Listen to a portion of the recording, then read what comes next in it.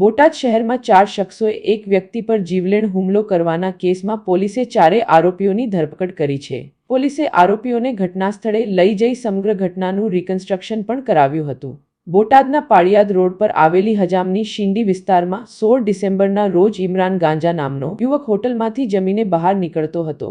તે સમયે 4 શખ્સોએ લાકડીઓ વડે તેના પર હુમલો કર્યો હતો। આ હુમલામાં ઇમરાન ગાંજાને ગંભીર ઈજા થતાં તેને તાત્કાલિક સારવાર માટે હોસ્પિટલમાં ખસેડવામાં આવ્યો હતો।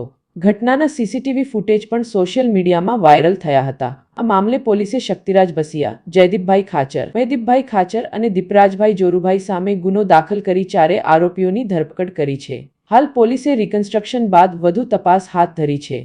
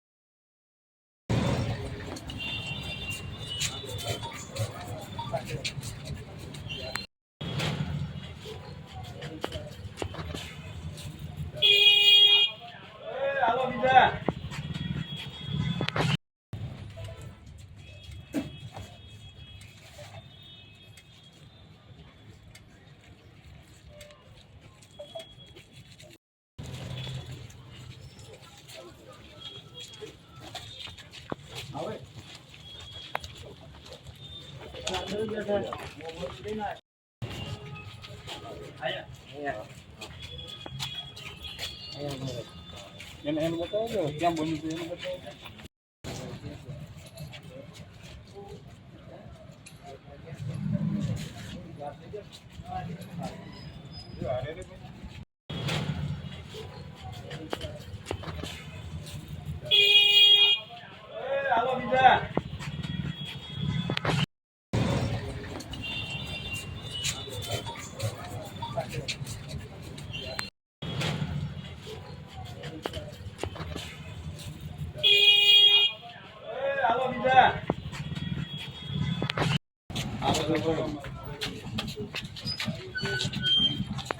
બાજુ